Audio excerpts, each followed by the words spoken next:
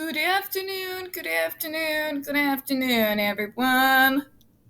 Welcome to another episode of Spilling Tea. I'm your host, Tiffany Daniels. And yes, we are going back to that horrible world known as the JRC. But before we get going, the usual disclaimers. What the fuck, Missouri? My weather. Severe thunderstorm. Threat of snow. We drop suddenly out of nowhere. Get off work. Time to work out. And then 85 fucking degrees. God, I was dying out there. I know I have to adjust, but you have to understand heat in Missouri comes with a shit ton of humidity. Plus, we still have spring going on. Anyways, we're going back to the JRC, like I said. Usual disclaimers, shall we? Alright, you are going to see the link to this article right there in the description box alongside the other pertinent links to the Stop the Shocks campaign, including Autistic Hoya's massive archive on the subject and the templates. You know the drill. Sign your name, click on your senator, and the ever-present self-explanatory change.org Shut the Judge Rotenberg-centered petition. Folks, when you see this little computer here rock, that's because the cat is nuzzling everything.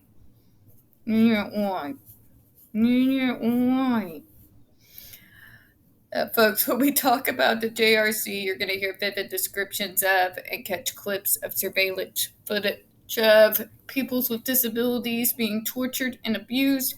If you got young children present, please use your headphones, alright? Mr. Kitten. To boop. Alright, it is 4:54. I am brain dead, exhausted, and I feel the need to be shot. It's freaking Way Day, goddamn weekend. Somebody please kill me. So if I stumble over any of my words, my apologies in advance, alright? Okay, so where we left off yesterday while petting my cat because he has demands and he wants to speak with the manager. One of the ways that the JRC functions to stop and in so doing to disorient the autistic body is through the use of electric skin shocks. This has been discussed above, but I would now like to provide the reader with two descriptions of photographs that capture this particularly poignantly.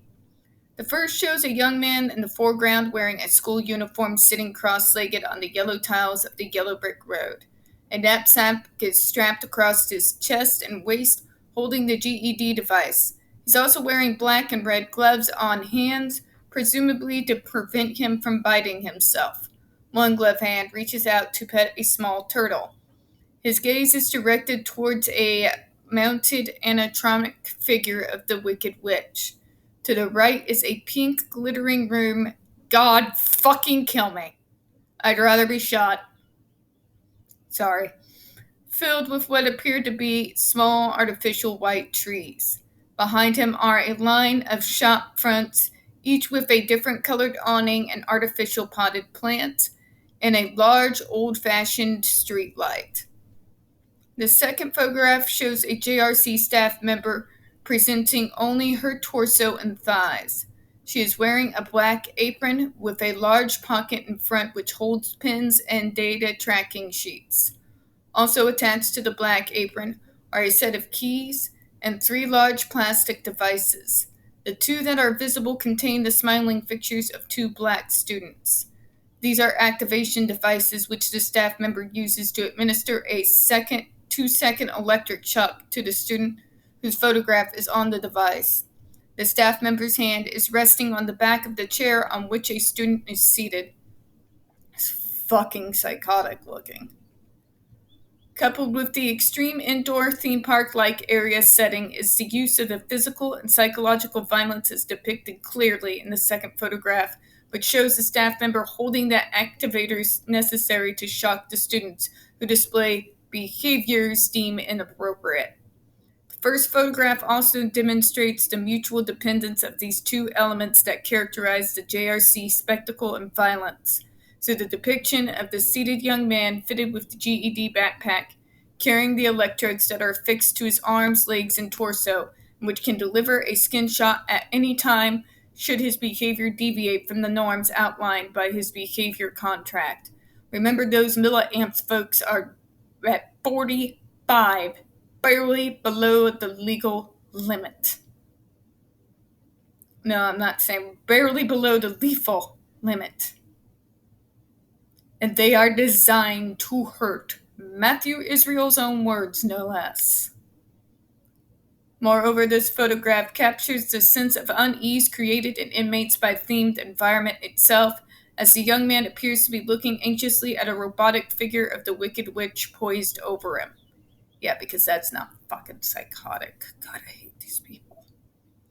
In addition to use the shots to disorient inmates, the JRC uses its theme environment as a tool to disorient, and through this process to reorient, those incarcerated within. Feldman 1992 refers to decontextualization in the geography of the theme park. While Feldman 1992 is discussing the implications of the decontextualization for the theme park, this concept can also be applied to an understanding of the JRC. It can be understood as a method of control using as its springboard two things, Folcott 1984, as identified as being of the utmost importance, time and space. Briefly, decontextualization refers to situations where meaning is divorced from its context, resulting in a sense of spatial and or temporal disorientation. Feldman, 1992, describes places such as Disney parks as epicenters of decontextualization, wherein cuteness is injected, conflict removed. Geography, too, is scrambled. For example, Disney's Epcot Center sets geographically distant countries side by side. Different time periods, too, represented through theme areas, exist separate from but beside one another. Tomorrowland and the Wild West. This temporal and spatial combobulation creates a sense of disorientation and bewilderment in the visitors, thus making them easier to direct and manage.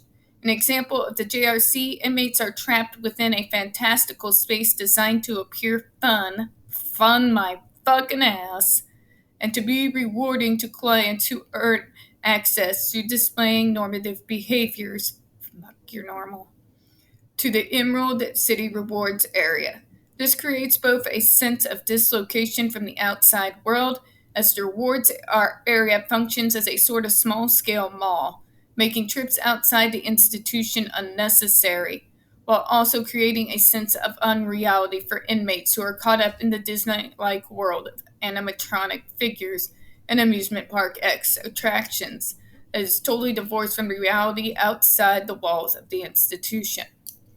So this makes me beg to ask, I'm actually going to stop here. What is the point of creating a fantastical world? Your whole idea at the JRC is to, quote unquote, make them more normal, make them more independent. How is sticking them inside your fucking psycho house of horrors in any way going to help them out there in the real world? Because the JRC and what they do there is not the real world. It is the stuff of fucking nightmares. That walking in there is a scene to fucking hell, in my opinion. But even take all of that horrific shit that they do to people aside for a minute, and just the decor. You can't tell me you're getting somebody ready for true, real independence and make them normal by divorcing them from reality. That's not how any of this shit works. If you're going to prep a kid for the real fucking world put them in a goddamn real transition program? I was placed in one. It did a great lot of good for me.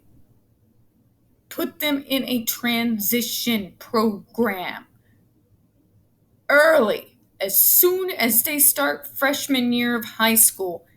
Get them in a transition program. Get them in a transition program. And if you can't do it at the school, do it through your providers. That's what they're there for. You know what I mean? I went to mine through my providers. You know what I'm saying? It helped get me into school, helped me get my degree. Granted, I've never been able to use the damn thing, but that's neither here nor there. You see where I'm going with this. This is not going to make people ready for reality. It is torture for torture's sake. What these people really think, what Matthew Israel really thinks, is that he can use us as his fucking lab rats because he thinks we're exposable people. And on that sad and depressing note, I'm going to close out for this evening. We don't get very many views on this channel, especially on this subject. And the few that we do tend to get removed from time to time. So please don't forget to hit that like button, hit subscribe. Don't forget to hit the comments. Do appreciate your time this evening. And as always, we here at Spilling Tea hope you have a good one. Bye-bye.